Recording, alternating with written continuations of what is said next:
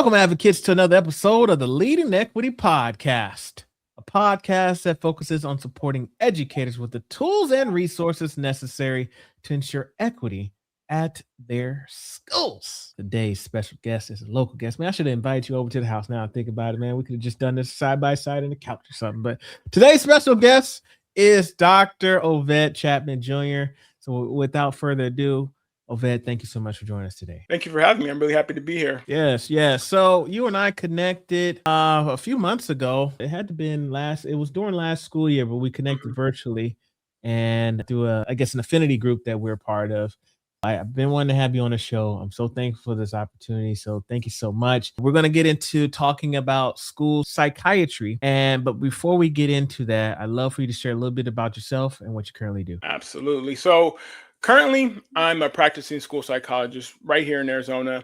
And I also serve as the president-elect of the Arizona Association of School Psychologists. Alongside that, I teach graduate school psychology program, and I run Wellspring Educational Solutions, where I do consulting and speaking on special education and inclusion. But the reason any of that matters for today's conversation and for all the work goes back further than any of that.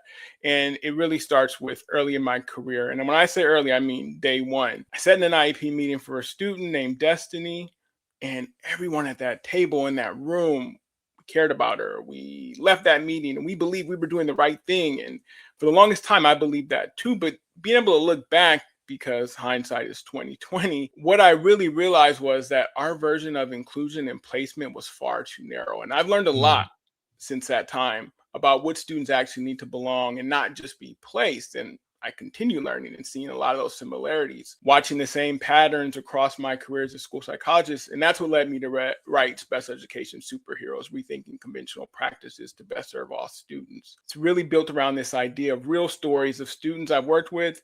It gives educators tools and strategies they can use before a student ever gets close to special education. And it gets into the real complications of the evaluation process, the parts that don't necessarily show up in training manuals or the teacher's notes. Man, my bad. I said psychiatrist. You're a psychologist. So it happens. It happens all the time. But, for our national association, it used to be called National School Psychology Awareness Week. And within the last 7 years or so, it's just been National School Psychology Week. But that used to be the joke. It's like, hey, we're letting you know, we're letting you know, be aware that we exist. Yes. All right. So in your introduction, you mentioned inclusion and you mentioned placement. So let's go into it, because I know that there's some misunderstandings in regards to what does it take for a student who might have been identified from a teacher or a parent or somebody that says, you know what, maybe this child needs to be tested, to when they get to you as a psychologist who's going to do the testing and assessment, evaluations, the whole nine. There's that in-between piece between that awareness until they get to you. Help us out. What are some things that by the time they get to you, what are some things that should have been done already? Sure. So the first piece of that, right? The biggest misconception is that evaluation starts with the referral, and it doesn't. It starts way before that. It starts whether the student was ever given real, faithful intervention in the first place. This is a piece that we really want to think about: is what are we doing on a day-to-day in terms of servicing and providing support for that student? A student can't be found eligible for special education if the true explanation for their struggle is lack of appropriate instruction, for instance. And that's written into the law. So before school psychologists ever opens an evaluation, the first question has to be, was this student actually taught the skill consistently with fidelity in general education first? So not was, and we're really good about this when it comes to paperwork, not was an intervention listed somewhere, was it really delivered? And was it delivered with fidelity? I'll be honest, that's a lot easier when it comes to academics, because we can target that, we can track that. It's a lot more difficult when it comes to behavior. So, well, let's talk about it, because I run a behavior support program. Students that are in my program all have IEPs. Behavior has been identified as the thing. So I'm asking for myself, what type of things should it look like when it comes to the fidelity side, when it comes to behavior? when it comes to behavior specifically, that's where it becomes tougher, because for every student, it's going to look a little bit different. Okay. But when we're thinking about like an eligibility specifically, it's Mhm. what are those things that we put in place?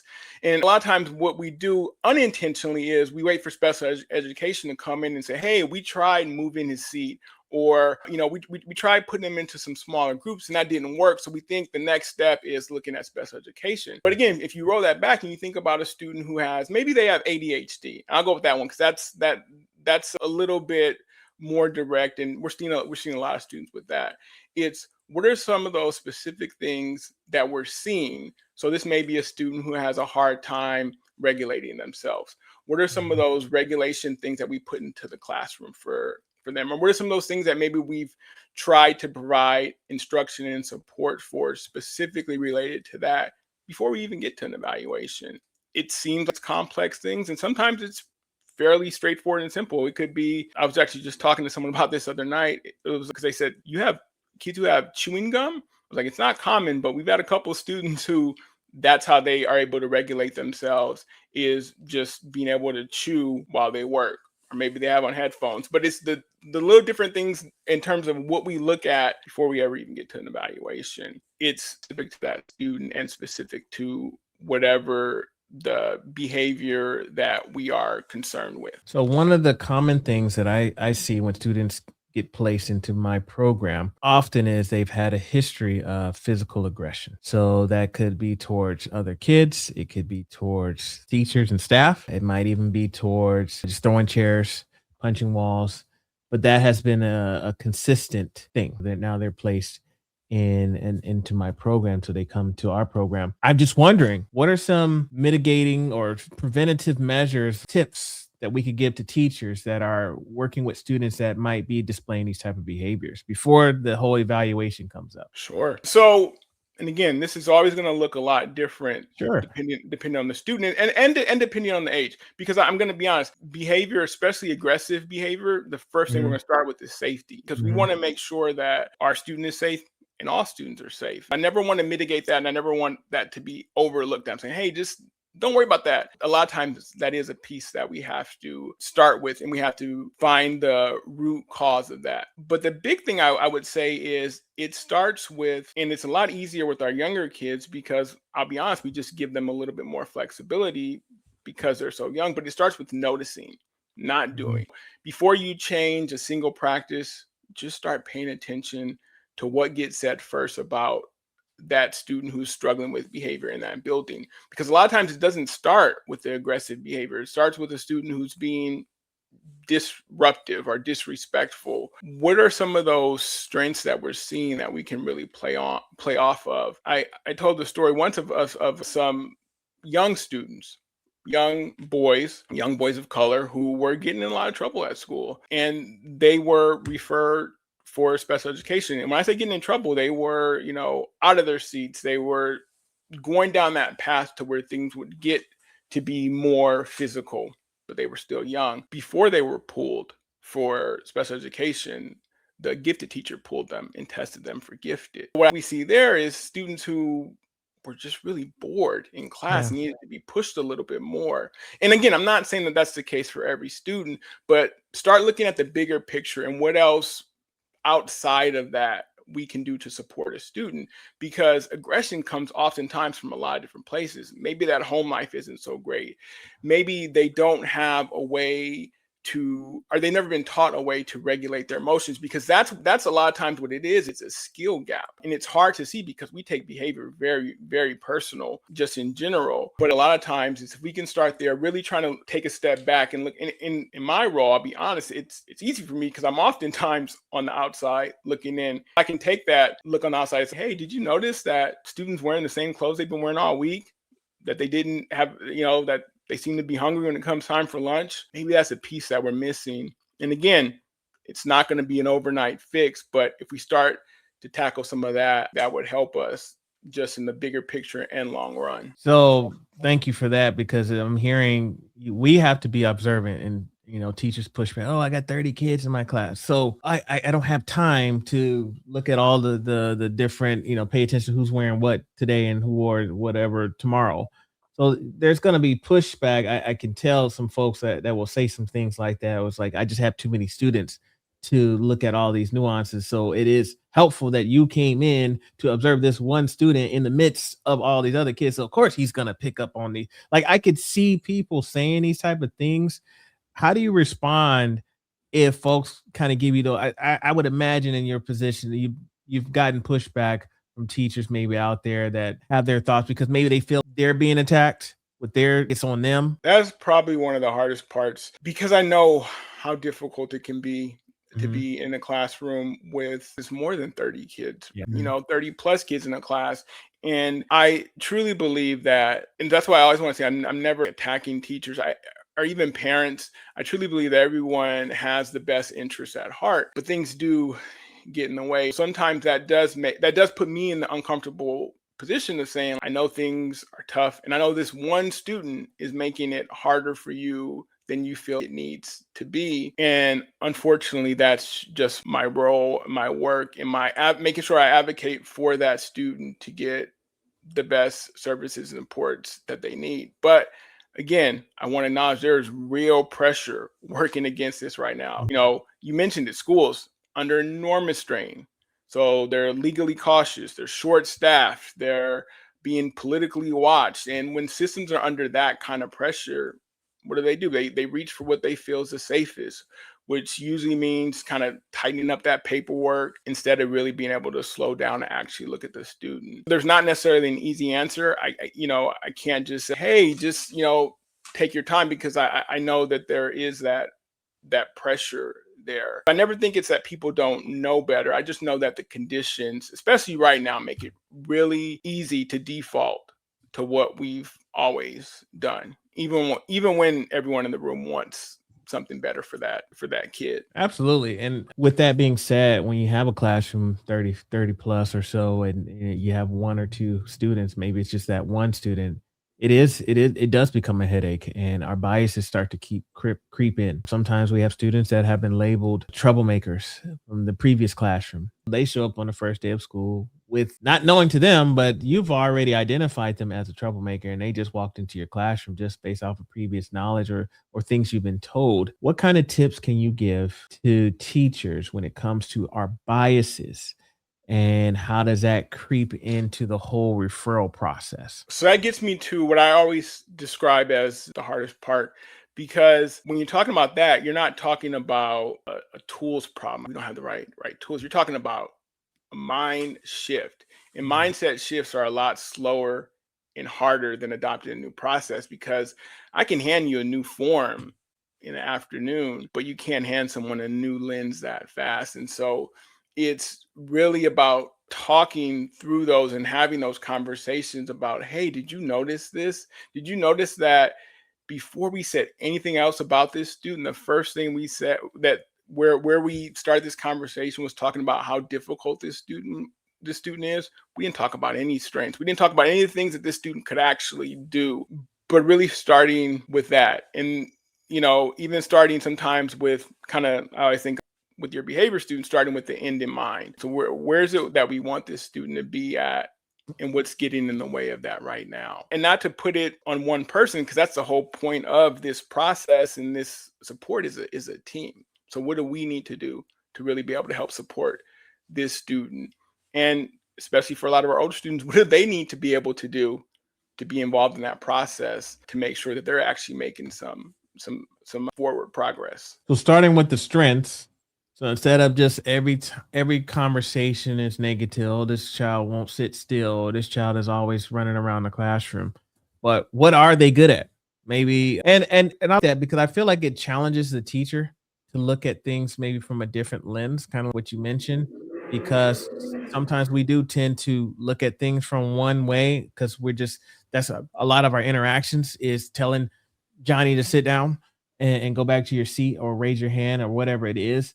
So making sure that we're starting with our strengths. What is Johnny good at? And then, so with that, Ovett, what do we do with those strengths? Are we saying, now I noticed that Johnny is very good in, I don't know, basketball, or really good with making friends? Do we use that as a strength in the classroom? What are some examples of how that could look? Yeah. So exactly, I would say that's exactly what we do. We really start leaning on those more than Mhm. focusing so much on the things that the student can't do.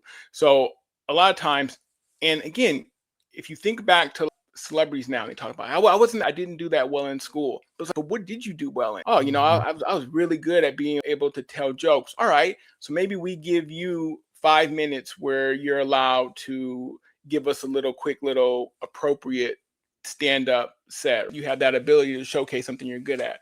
Or maybe physically writing or typing isn't your favorite thing, but you have really great ideas. Maybe we allow for you to be able to showcase that through video means or some way like that. We're really pulling out the things that you do well to help you make those gains academically. Love it. All right, let's transition for a little bit. All right, so they've gotten to you. We've done all that. We all did all the steps, and the referral still comes to your door. I want to talk about the evaluation process for a little bit because I've seen it done in different capacities. I've seen in a lot of systems there's one school psych and there's 300 referrals. I don't know if those numbers are astronomical or if I'm close, but I know that there's not enough school psychs for the amount of referrals that come in. I don't want to say corners are cut, but I've seen situations where just the testing happens.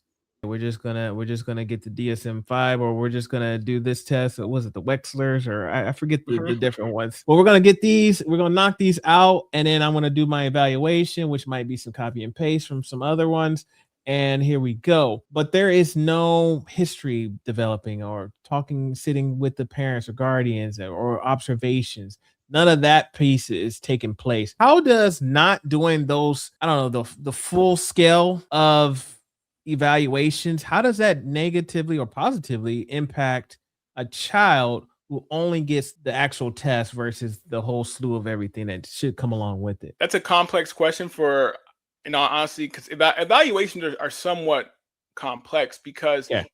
each evaluation is going to be individual. For one student who comes in and maybe they have a medical outside diagnosis of autism, and Okay. I get that evaluation and I look at it, I get to see this kid, or maybe I don't, but there's been a lot of work done.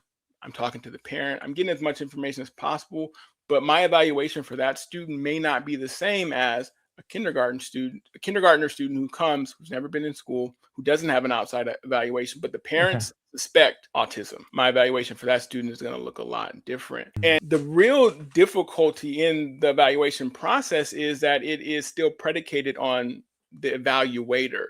It is very different than the medical model when it comes to evaluation or when it comes to looking at diagnosis. So there's not specific agreed upon cutoff numbers and scores. I can't say, hey, we took your blood and guess what?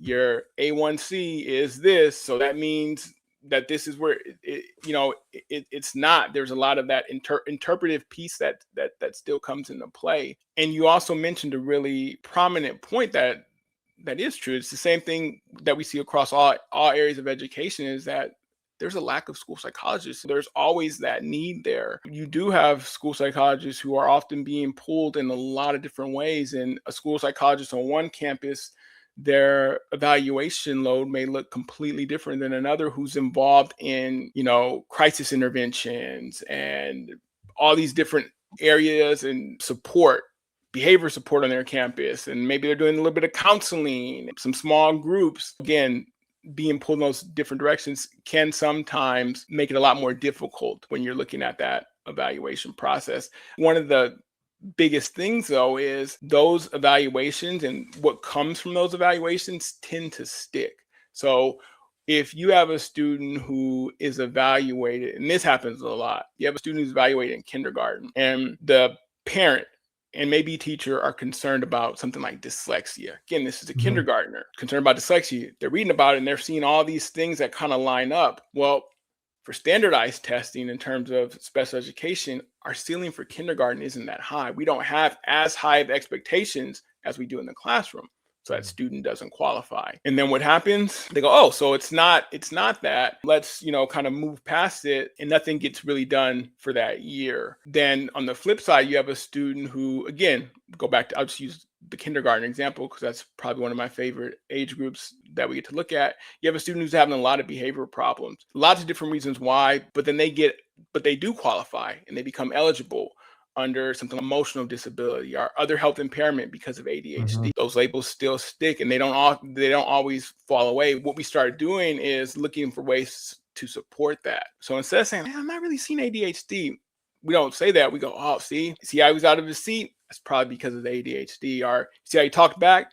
That's because he has that emotional disability. We start kind of reaffirming that. And that could be a student who absolutely does, but in some cases, it's a student who, if given the opportunity for some of those interventions being provided with Fidelity, we may have seen some different outcomes for them. Thank you for explaining this. And that's why you get paid the big bucks. And I don't, because it makes a lot of sense how it does depend based off of how you explain it. It does you kind of touched on it, the subjectiveness behind the evaluation. So a first year school psychologist versus a 20-year vet, or even someone who's, again, they may have missed a step. A child's life essentially is in their hands in regards to what trajectory, and then the level of influence that could come about from, you mentioned, oh, these parents suspect there might be autism, or these parents might suspect there is this or that, or other health impairments or emotional disturbance, whatever it is, oppositional defiance disorder.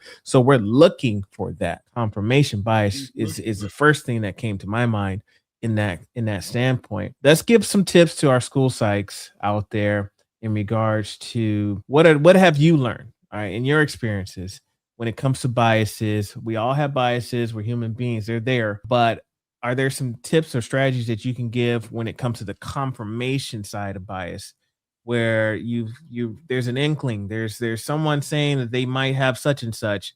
Are you looking for that, or are you still trying to blank slate it? How is your approach? Honestly, my approach, and I don't do this in meetings because it detracts.